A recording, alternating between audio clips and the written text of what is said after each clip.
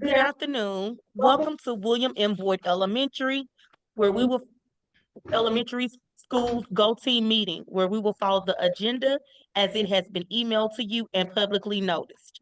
I would like to remind everyone that this is a meeting of the go team. Only members of the team may participate in the discussion. Any members of the public present are here to quietly observe. For members of the go team, please identify yourself when you speak. I am pleased to call this meeting of the William M. Boyd Elementary School Go Team to order at 3 p.m. Our first order of business is to call roll. The secretary will now take roll. Melody Johnson. Brittany White. Oh, please respond present when your name is called. Melody Johnson. Brittany White. Andrea Pritchett. I'm Present. sorry, present. Catherine Allred. Present. Tori Sumlin. He's there. Yeah. Tim McNeely. Mr. Shakia Sumlin is here. Spearman. I was having an issue. Here. I got kicked out. I'm back in now. Mr. Sumlin, you repeat what, Mr. Sumlin, what you said? I'm back here. For some reason, I got disconnected, so I had to join in again, but I am here. Thank you. This team will only be able to take official action if a quorum is present. Dr. Littlejohn, is there a quorum present? Yes, it is. Our first order of business is to approve the agenda. This was provided to you and copies are here. Are there any changes to the agenda? May I have a motion to approve the agenda? I motion that we approve the agenda. I second. All in favor, say aye. Aye. Secretary can record your vote. All opposed, please say nay. Any abstentions, please say abstain. We will review and approve the meetings from our last meeting. The minutes have been provided to you. Are there any corrections?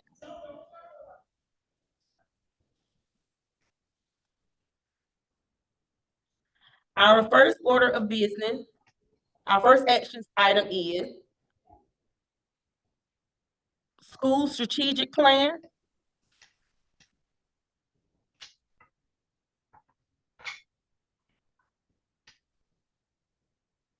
Am I sharing my screen?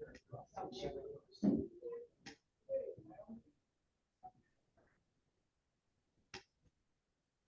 I said something wrong. We will now move to the discussion items on our agenda. And our first discussion item is our school strategic plan.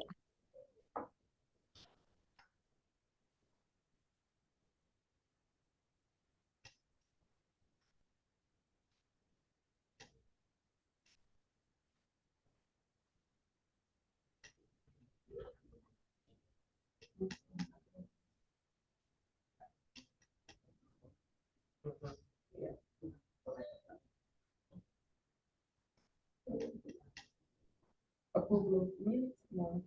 Yeah.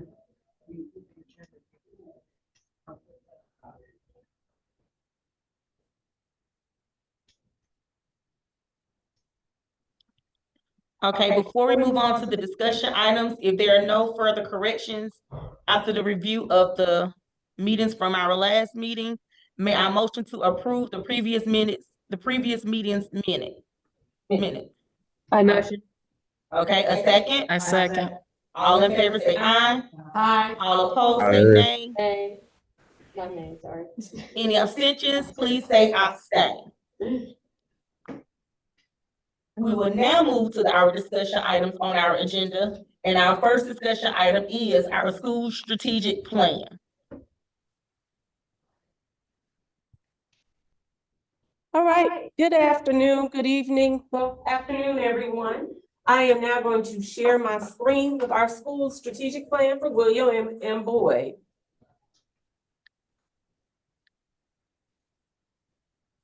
And again, thank you for joining us. This is our school strategic plan for the 22 through 25 school year. So I am Gretchen Blair, proud principal of William M. Boyd. And I am going to look at our last year of our school strategic plan here. All right, our mission, and I know we can read this, but is to develop STEAM leaders using the 21st century essential skills, including collaboration, communication, problem solving, creativity, and critical thinking. Our vision has remained the same, which is engage students and stakeholders in inquiry-based instruction that challenges their curiosity, connects their learning and content, and applies experiential experiences that foster ingenuity. Looking at our scores that we will go over again further as we go through our slides, we're looking at our literacy data. So right now, we are trying to increase, this is literacy and numeracy. We are trying to increase from a minimum of 3% or higher. So literacy, we are currently sitting at 22.4%. And we would like to at least increase our end of grade test, which is our Georgia milestones, to 28%. Our numeracy, we'd like to see an increase of 3%. We are just now getting our test scores back. I believe we're sitting at 44.2% for numeracy, so we would increase to 47.2%. And our whole child, we're looking at 10% of our enrollment days decreasing from 45.8% down to 40%. Now, you wouldn't know this, but at the current time, looking at our academics, we have changed some of our curriculums, especially for our literacy. So the district is going through a change for our literacy program. So we are focused on internalizing our Department of Education learning plans, holding sacred our professional learning communities, and analyzing the data that is set during that time for master schedule, and also identifying and consistently implementing an effective writing plans in grades 3 through 5 and beginning writing for kindergarten through 2nd grade. We are ensuring these strategies are complete through lesson planning, implementation and modeling, focused on being facilitated by our instructional coach, myself, my AP, our district specialists, and any outside vendors that we have. We are using Right Score for our reading program, and we will focus on 3 genres, and the 3 genres are informative, narrative, and explanatory. Students will have wraparound services for our whole child intervention. So our whole child intervention team meets weekly. We are not only looking at children that have behavior problems, but children that need additional services, complete wraparound services from our counselor, our social worker, and our parent liaison, our disproportionality specialist, which is new to our school. And she services our gen ed and regular ed students. She has a population of approximately 15 students here in the building. And our attendance specialist, which is Ms. Spearman, who is sitting as our chair, looking at our attendance and bringing those students that have 10 days or more back current so that we're bringing them down to at least 0 days with them being present within the building. And hold on, let me move my screen. We're creating a support system. So I believe it is new to Boyd. We have a parent liaison this year that is full-time. And she has gone out to many of our communities and our partners for our apartments. And she has reached out asking for additional support to engage the families as well as the students. And utilizing our attendance specialist, Ms. Spearman, to create attendance initiatives that have helped our attendance actually to see a decline, which is what we want for our students that have already 10 days of absences. And so through the parent liaison and our attendance specialists, we have had them visit our apartment complexes and visit homes, as well as using our district residency officers to gather our children and bring them into our school building. We also send them out daily to pick up any children we know may have missed the bus so that we can go ahead and not create the barrier for them to attend school. Any questions about the beginning of our strategic plan?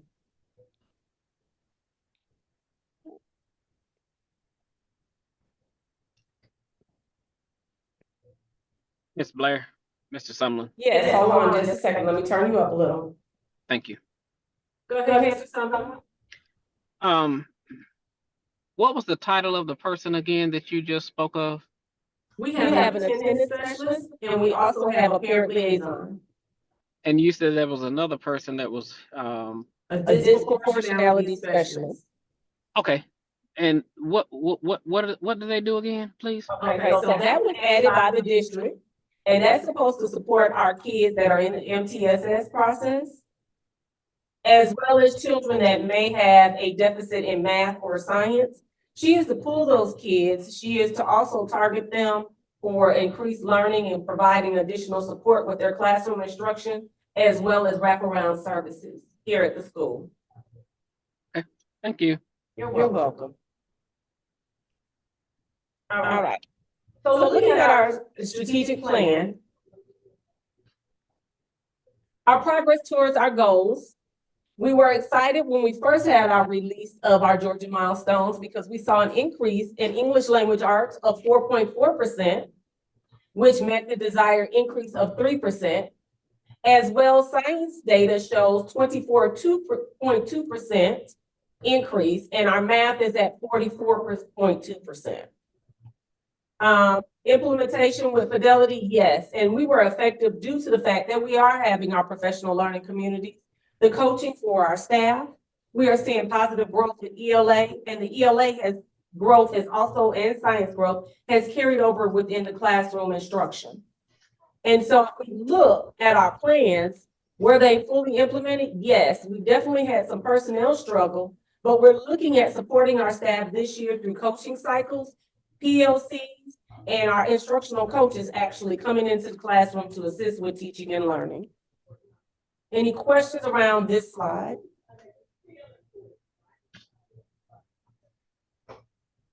All right. And so this is a repeat of our goals, the overarching goals, same thing that we have. We are looking at our Tier 1 scholars, and I can go ahead and summarize what you see here. Our Tier 1 scholars, we have approximately 197 students in EIP that we are actually having service through language arts and math. Through an EIP teacher, they are being pulled or within the classroom small setting. We are increasing our percentage of targeted students for absences. So Ms. Spearman and we meet weekly, if not almost daily, looking at some of our chronic absenteeisms so that we are able to reduce those numbers and support these scholars within our school for attendance.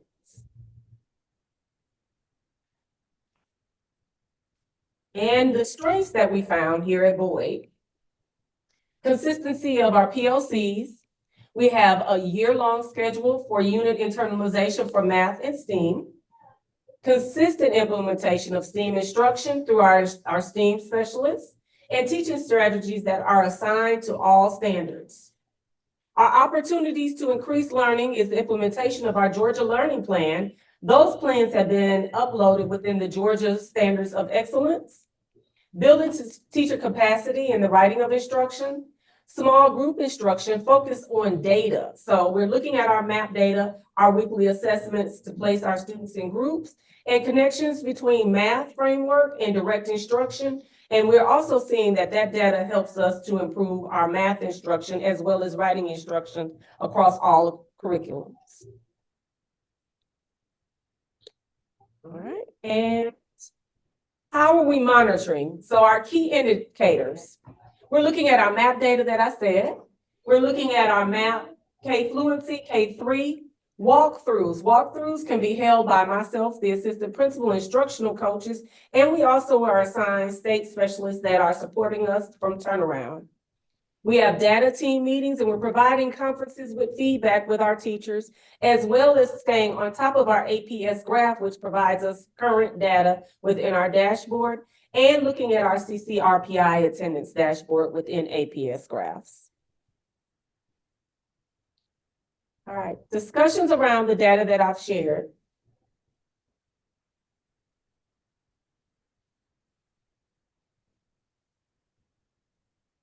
All right, if there are no discussions, I'm gonna turn it back over to Ms. Spearman.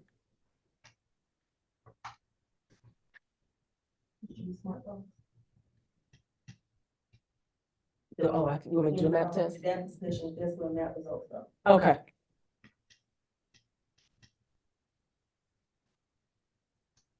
All right, so we're gonna look at our spring map results, but also within our spring map results, I've included our recent GMAS results. So I pulled the data for grades 3 through 5, and this is our most current data that was shown in APS graphs.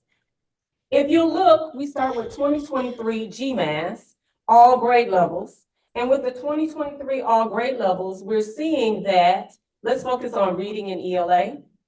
GMAS was at 24% in 2023, but if we look at our GMAS 2024, which is our gray line, we are seeing an increase there.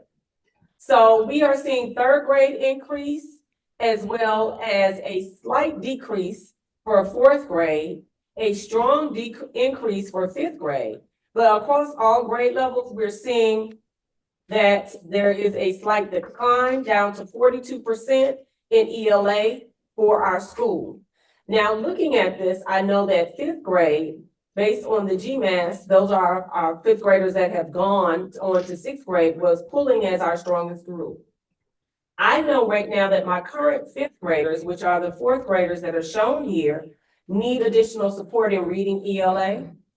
And so we have a remediation schedule for third through fifth grade, as well as kindergarten through second grade, that is going to support all scholars in the areas of ELA and math instruction. Looking on the math side, remembering that our fifth grade are now our sixth graders, let's focus on third and fourth grade. Math grade let's look at the orange, the 49% for 2023, third grade was at 49.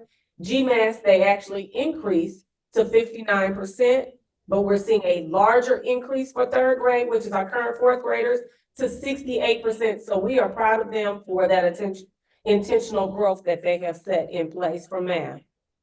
Looking at our current fifth graders, they're staying pretty much stagnant with the 50%, focused at GMAS 23 at 51. Spring GMAS, they're at 60%. However, if you look at their map assessments for fall and spring for 23-24, they are consistent. And then our kids that have gone on to John Lewis or Best CSK, those are our current sixth graders. They were sitting at 38% for GMAS in 23, and in 24, they increased to 40%. The fall GMAS, they're at, the math, let me retract that. 38% for math for fifth grade, which is our sixth graders now.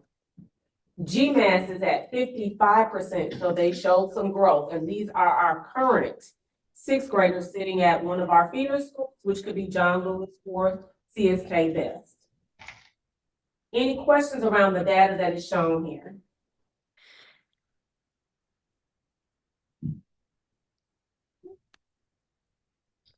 All right, so what did we notice?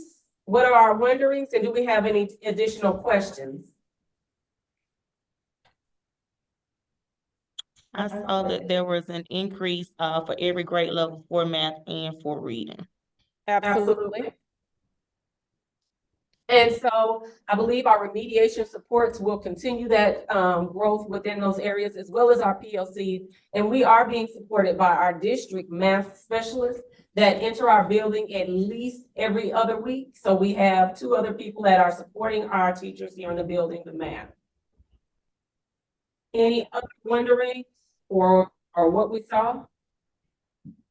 Ms. Blair, Mr. Sumlin, I know this. I just noticed that the increase is big. Like, it's not just like a small increase. Like, when I'm looking at fifth grade, it went from 38% in ELA to 59, which I think is huge. So, yeah, it's not like we're inching forward. It looks like we're taking giant leaps, which is good. Yes. Mr. Sumlin? Ms. Blair, I know this is prior to your administration. Can you guess at, or can you kind of identify those significant gains? What was in place at the time? What caused that significant jump? Because that is noteworthy. So I believe our STEM program is what has supported our math increase, and our science coach that's also supporting STEM. And that's why our science scores are at 24.2, but the writing that was in place, as well as the math skills that our STEM specialists, as well as our science coach and math coach have in place are moving our trajectory of our scores. And that same personnel is still in place now? Absolutely. I won't let her go anywhere if possible. Okay. And Mrs. Dr. Littlejohn is actually, our STEM specialist that's sitting on our meeting with us. Okay. Okay. Do we have any additional questions? Thank you for those, Mr. Stillman. I appreciate you. I'm turning it back over to Ms. Spearman. Okay, members, we have an important discussion to make regarding the continuum or implementation of an optional school uniform. Our goal today is to first decide whether we wish to move forward with this initiative. If we vote in favor of maintaining or exploring the establishment of an optional school uniform, we will then discuss the formation of an advisory committee to help implement and manage the process. If we vote against maintaining or exploring the establishment of an optional school uniform, the school will not have a school uniform in 2025-26, and we will proceed to the next agenda item. Before we move forward, Principal Blair, can you provide the team with the background information on this policy change?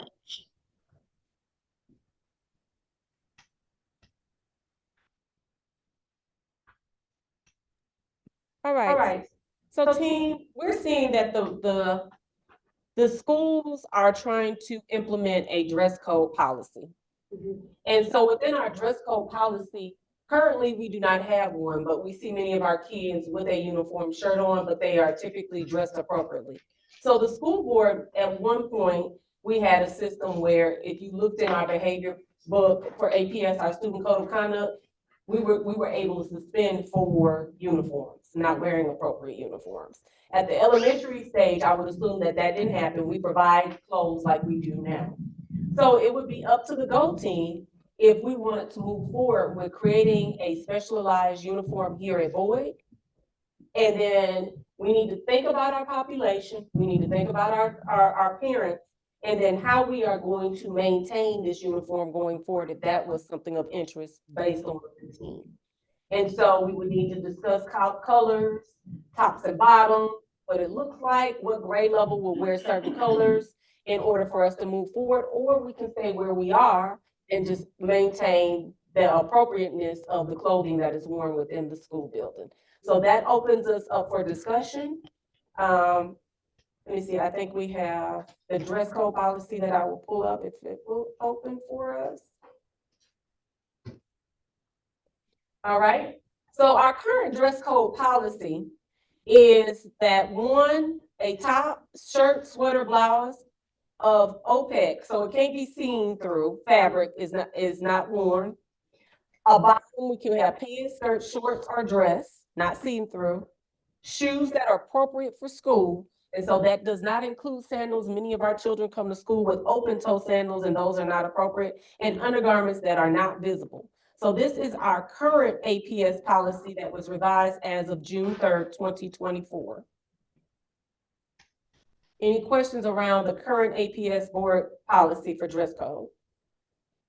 So bottoms are leggings for kids not allowed, or what is that? So the leggings that I have seen on our little kids Yeah. seem to be appropriate. Right. Scroll up, I see some restrictions. Yeah, what's the restrictions? Okay. Yeah, I feel like once puberty hit, it'll Oh, sound different. yep, okay. So our restrictions are clothing and jewelry that does not contain words or symbols that are gang related, sexually suggestive, obscene, or promote illegal behavior. So we know around the holiday times they create hats that have certain leaves and things on them, so those are not appropriate. For middle and high school, that doesn't pertain to us. And then voting for uniform adoptions must be done by this team that's here and online. Dress code violations. Students should be able to choose their attire for school and participate in educational environment without fear of exclusionary discipline. Enforcement of the dress code should not result in unnecessary barriers to school attendance. Just as I stated previously, we were able to suspend middle and high school students previously for chronic uniform infractions. Dress code enforcement shall be carried out with clarity, consistency, and should result in equitable outcomes across the school district. Violations of the dress code are level ones in a discipline policy, which is our least restrictive, so that would be ISS or OSS. And ISS or detention, Saturday detention, after school detention. It would not result in them being out of school. Okay? Any questions for anyone online regarding the dress code policy?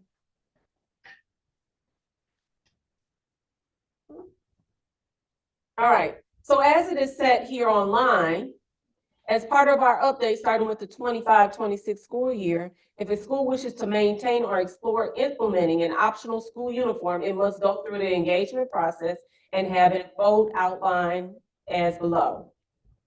For elementary, a school uniform is adopted upon the agreement of the principal and the majority of the GO team, so our governance team. So team, I'm gonna let Spearman go ahead and lead that piece. All right. Thank you for that information. Now we can decide if we want to maintain or explore implementing an optional school uniform. This vote will determine if we move forward with the idea. Is there a motion to maintain or explore an optional school uniform? A motion to maintain. Maintain means keep it the way it is? Mhm. Okay, yeah, I want to keep it the way it is. That's what I'm trying to say. Sorry. Maintain, Sorry, okay. that was fancy wording. Yeah. A second? Already you Yeah, a second. second. I'm sorry. Yes. Okay. Thank you for your vote. Did anyone else like to vote to maintain or explore, implement or explore? It's Miss White, Miss Spearman. I would like to maintain. Ms. White said she would like to maintain. So, Okay. so just so I'm clear, we've had a motion to maintain and it's been properly seconded. So at this time, we're taking a vote to maintain, correct? Okay, thank you for your vote. The majority of the GO team is against moving forward with maintaining or exploring implementation of an optional school uniform at this time. We will now proceed to our next agenda item, which is information items. We will move forward on to the information items. First, we will have the principal's report. Mr. Sumlin, did you answer your question about maintaining the school uniform?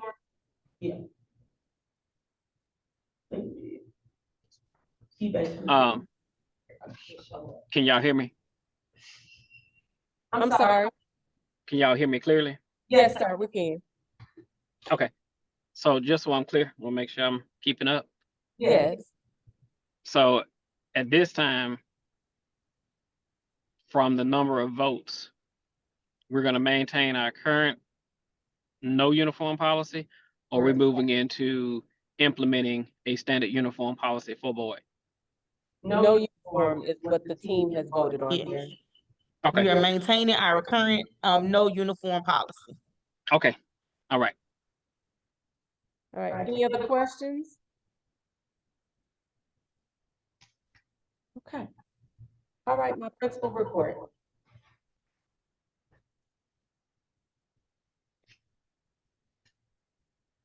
All right, so I'm proud to say that based on our funding this year, leveling and adjustment, we did not have to lose any staffing this current school year. So yes, that does deserve a round of applause. We were extremely scared. So let me tell you that we were supposed to meet earlier this month and we were unable to do that. So our projected enrollment was at 397. The 15-day count had us 22 short at 379. I can say as of today, we're at 424 scholars here in the building. I did have to pay $5,515 back to the district from our budget, but that has left us a bit of a cushion because we were concerned at first. So we are now over and we should land pretty well for next school year. Any questions about the budget adjustment in the $5,515?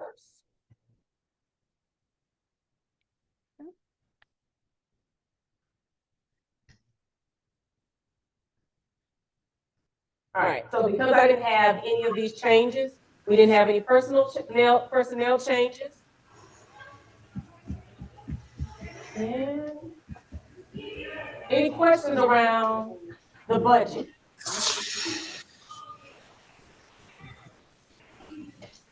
All right, turning it back over to Ms. Spearman.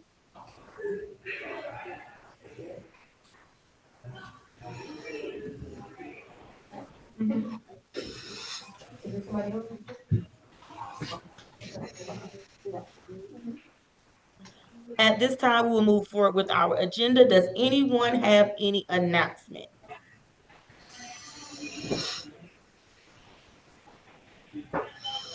Okay, I will share. We are preparing for our fall festival. We are currently collecting candy without peanuts. So we have flyers. Mr. McNeely, I can make sure that you get the flyers so you can post on your agenda for the residents so that we can get those donations. And we are actually doing that on October 31st. So we're sending it out on our end, but also if you can insert that in your newsletter, it would be greatly appreciated. Sure thing. Okay. Any other announcements? The Douglas cluster. Oh. Yeah, I was gonna say Yeah, football. also the Douglas Cluster is hosting a Screen on the Green on Wednesday.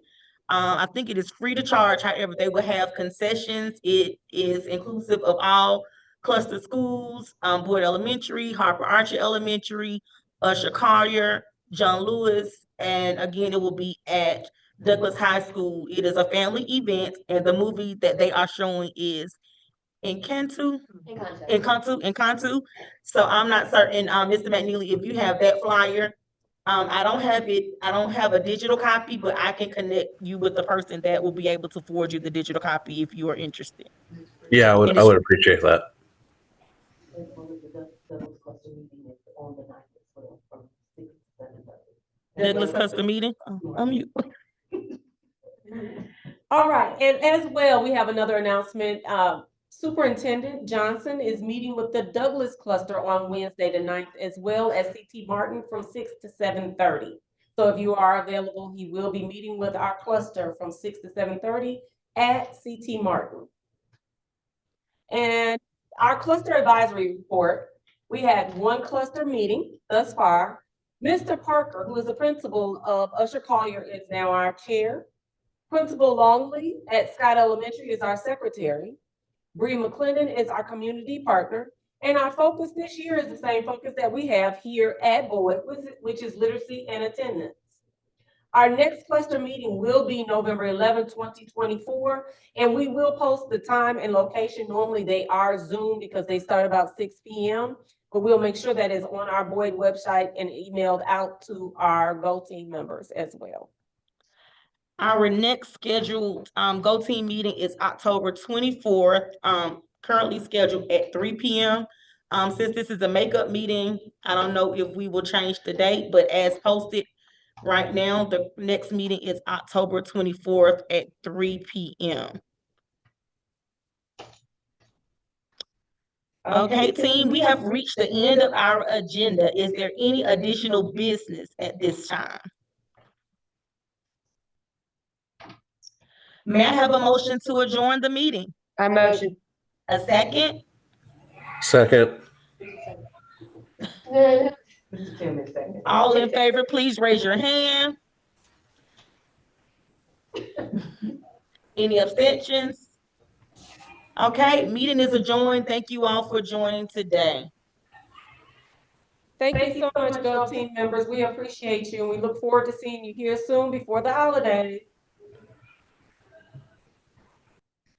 Glad we got that What time over is with. that? 3:34. Yep, that was fast, y'all. Pretty good. What is the? Thank you, Mr. Sumlin. No problem. Y'all have a good day. You too. Thank you. So it's free for all. Cluster meeting.